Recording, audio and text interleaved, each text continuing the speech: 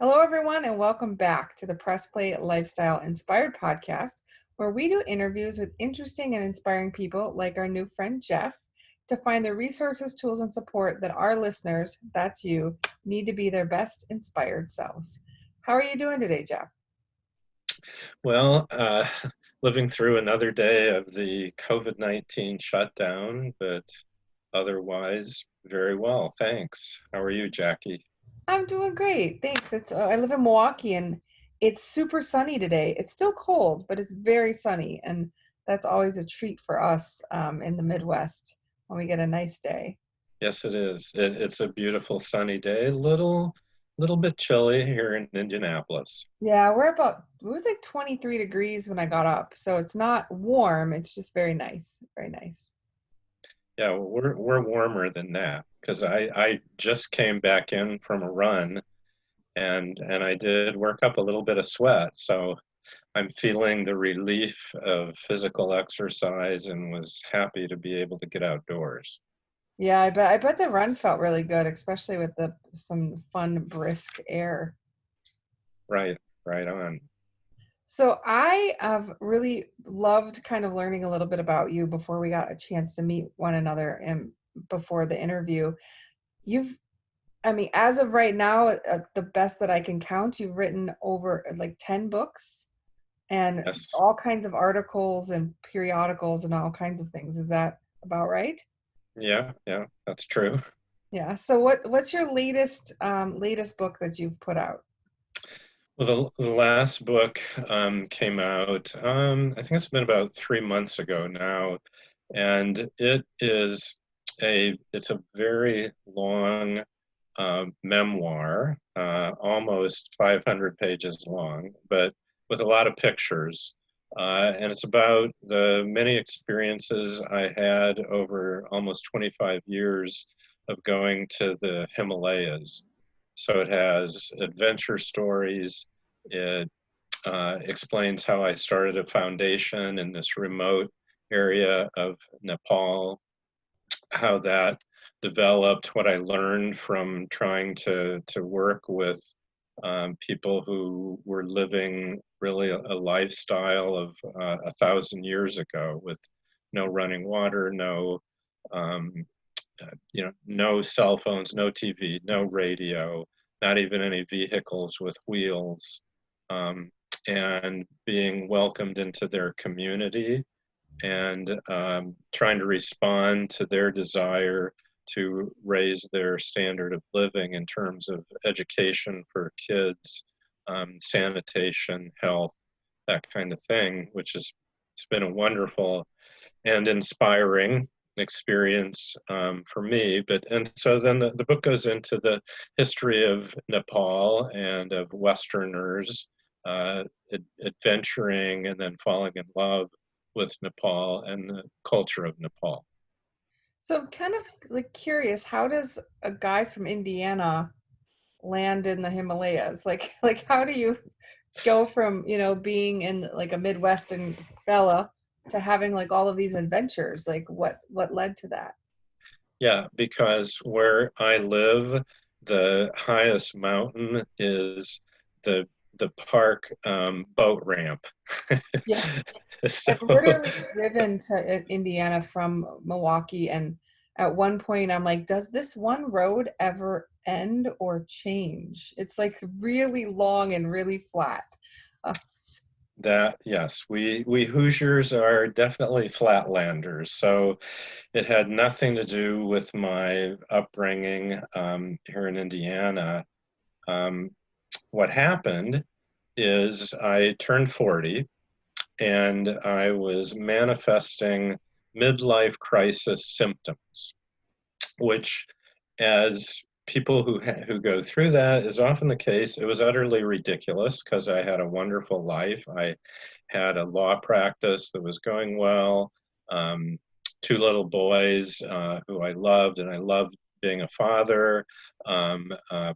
Happily married, wonderful wife with a lot of common interests. So, why would you feel any sort of crisis? But it was this sort of existential sense of, is this all there is? Somehow something was missing in my life.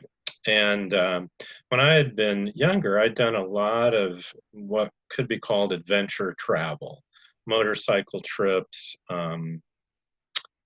hiking. Actually, I hitchhiked across the country twice when I was younger. So that's what was missing. And my wife recognized that. And so I came home from the office one day and I was apparently in my grumpy midlife crisis mood. And she slapped a brochure down on the table in front of me and said, "Why don't you go do this?"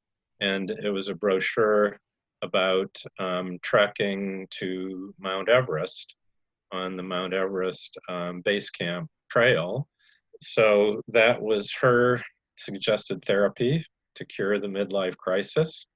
I took her up on it, hiked the, what may be the most fantastic trail in the world, and fell in love with mountains and really came to respect and like the people that live up in the high Himalayas.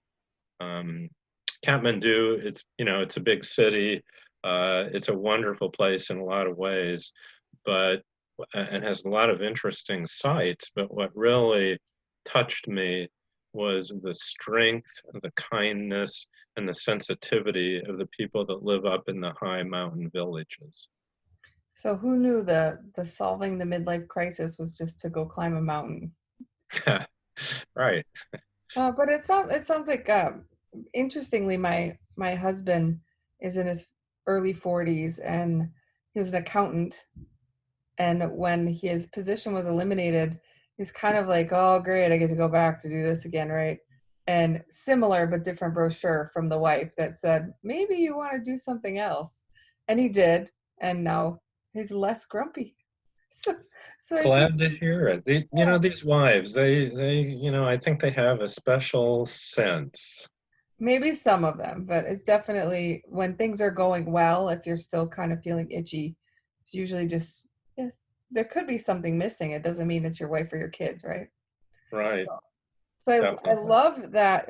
So you have a lot of wonderful books about, they're kind of like a combo of travel plus life story, or then there's the hero's journey. There's all kinds of just adventure woven into. Was that all kind of at that point in your life, kind of the 40 on, or were you always a writer of sorts as well? Well, yeah, I've always been a writer. When I was a teenager, I wrote bad adolescent poetry. Sort of whiny, heartachy tripe. But and then as a lawyer, I wrote a number of legal articles, and I've taught some college classes. So I've written some academic articles, but I've also written mostly sort of what I've called spiritual adventure travel articles, which are, I would take what I thought would be an interesting trip and get something out of it beyond just, oh, this is a nice hotel and here's a beautiful beach, but some lesson that I thought, a life lesson that I thought I could share with other people and would have some value. And so I've written a lot of articles like that, but I never really had the time to write a complete book until the very end of my law career, which I retired at 56. In the last year was working really pretty minimally. And that's in that last year is when I started writing my first book. So since then, I've managed to put out a book a year, and I've written a couple novels, which were based on interesting experiences in my own life, but it's fun to just take off and not be bound by the truth. And so to be able to take an experience and turn it into kind of a crazy, interesting fantasy. And then the other books have been about topics I was just really interested in, and then some about adventure travel combined with philanthropy over in the Himalayas. So it sounds like the Himalayas really kept a piece of your heart, you know. Um, there's like you have more than one book, don't you? Like with that area inside of it. Yeah, 3 of the 10 books are based on my experience and trying to share the culture and the history of that region. Yeah, that's amazing. So do you still get to do a lot of travel? Yeah, I mean, to some extent, I'm freer to travel now since not having to be concerned about whether my law practice and business is falling apart while I'm off on a mountain climbing expedition. But right now, I mean, right now we're in this national coronavirus shutdown situation. But interestingly, just sort of as the virus was hitting the U.S., my wife and I took off on a cross country road trip. So we were when we first left, the first few days we were on the road, is like, this is normal. Nothing has really changed. Although there were cases that had struck people in Seattle, but it was confined at that point to the Seattle area. But by the time we got to California, things were shutting down. So there we are on the other side of the country, and LA is now locked down. So what do we do? Well, we couldn't stay there, so we drove back. So we took a 44,500 mile road trip during the shutdown. Well, that's probably made for an interesting, an interesting journey with lots of little stories inside of that, I bet. Yeah, yeah, it was not exactly what we expected, but it was really interesting. Yeah. So one of the things that I found interesting, and I'm not really sure. So you do write, but it looks like you also coach others to write. Is that true? I mean, am I reading that correct on your site? Yeah, well, my wife is a literature English professor, and she was also an editor. And she started coaching other writers, not just editing, but coaching, and really enjoyed it. And so I thought, well, I can do that too. So we started sort of a side business of doing editing and coaching for other writers. And so, usually I have 1 or 2 writers that I'm working with, and some, are novice writers who really need editing as well as coaching, and others are accomplished, experienced writers who just want somebody to help them stay focused and to critique what they're writing. So, Yeah. yeah. So I found that interesting. I have I've written 3 books, edited them all a couple times, and they're still on shelves. And the only reason I mention it is I've worked with a writing coach too, and what I thought was interesting that I don't know if writers realized, or at least I didn't, is I really thought writing had to be this isolated process that all writers wrote like in the basement and then came out after they were done and ta-da, they have this magical piece. And what I found was this really interesting community of writers that actually do like edit other people's work or write in workshops. Workshopping a book to me was the most crazy thing I'd ever heard. So I think it's really neat to see that writing is, it can be whatever you need it to be. It can be alone or it can be with people. You can have someone like yourself help edit or help keep you accountable. But it's not, just the weird people that sit in the basement and write and then all of a sudden they're geniuses. Yeah. Well, especially not geniuses, but no, you're right. And we're all different. I mean, I teach a memoir writing class for Indiana Writers Center here in Indianapolis. And the first thing I do with each new class is to go over all the sort of different ways you can just get yourself prepared to write. Like, where do you sit? What noise do you need or not need, and so on. And so in terms of creating that environment that is most creative, inspiring for you. And it's always interesting to hear students, describe the different ways that they find that creativity. And because my wife published her first novel when she was 21, and I was a young lawyer at the time, but had written some articles. But we have kind of grown up together. We were married fairly young. She was 18, I was 21. So we've kind of grown up together as writers. And so we've always had each other to sort of to react to and critique and so forth.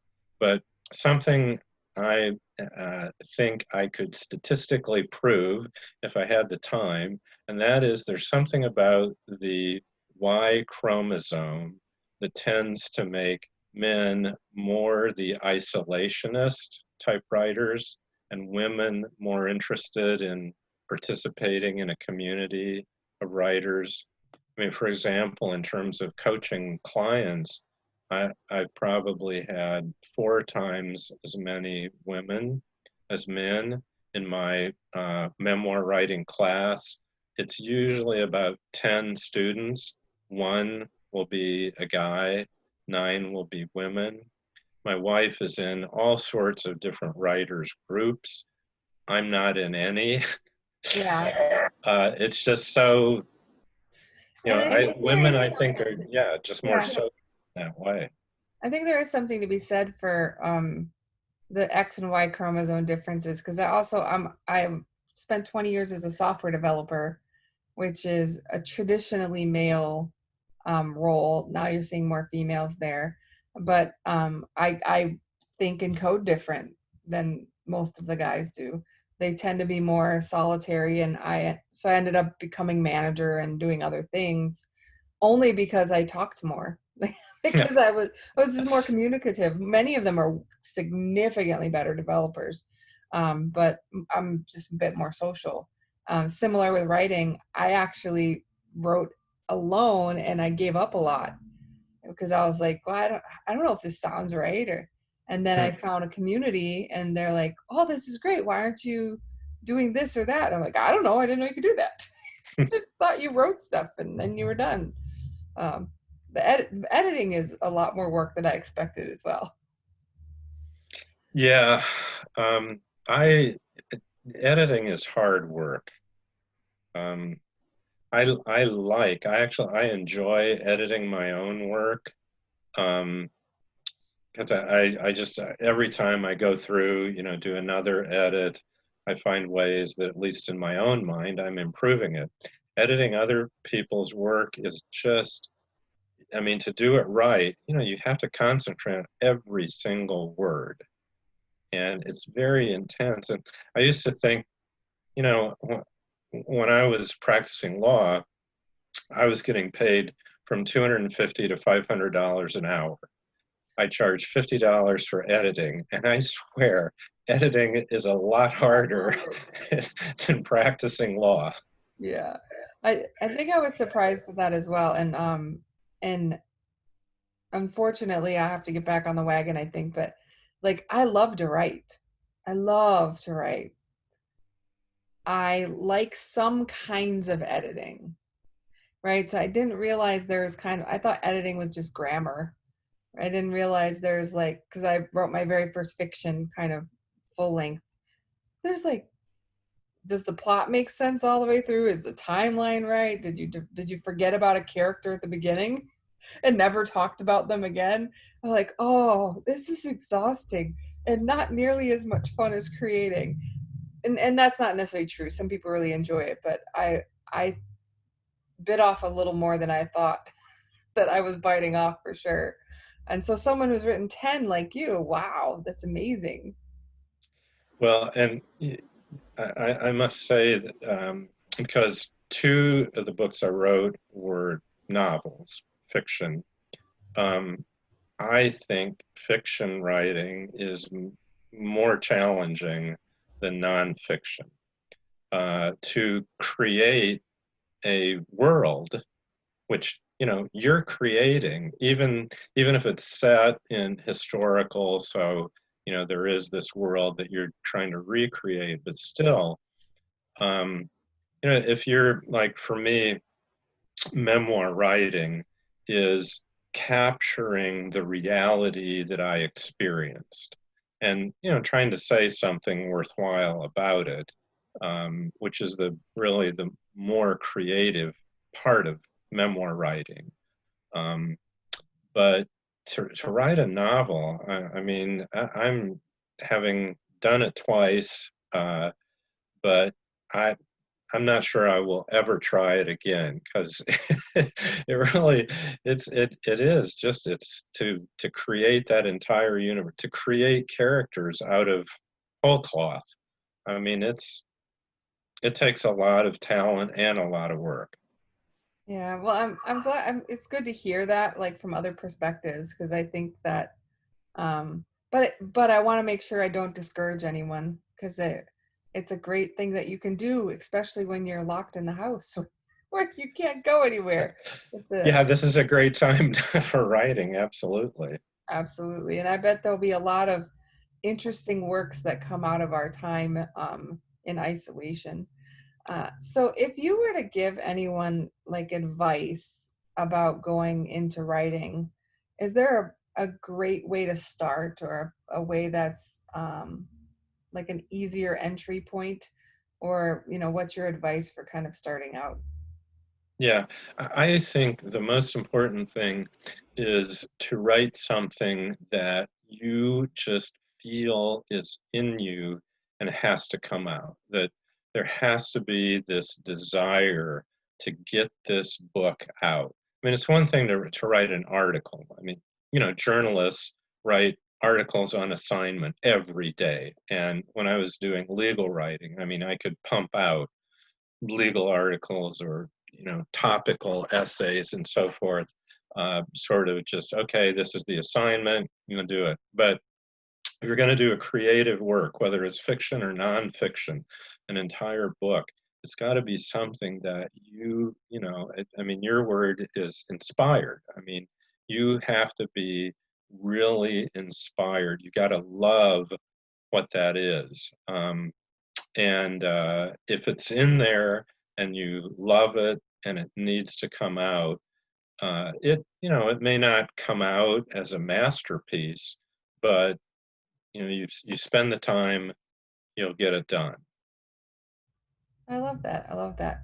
So, Jeff, where can people find information about all the books you've written, or some of the articles, so they can um, learn more about your fun trip to the Himalayas?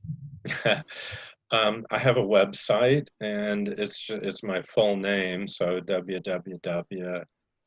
Jeffrey, Jeffrey, Rasley, Rasley.com.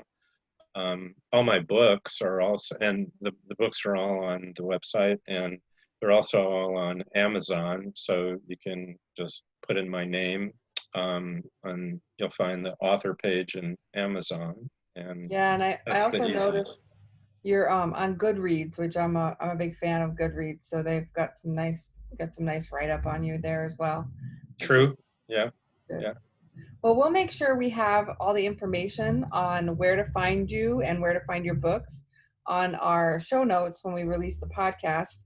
And thank you so much for coming in from your run and spending some time with us talking about your books. Well, thank you very much for having me, Jackie. I've enjoyed meeting you, and enjoyed our chat. Hope we can do it again someday. The next book that you bring out, let me know. I'll be We'll, happy to have you on. we'll do. All right. See you soon. Thank you. Bye bye. Take care. Bye bye.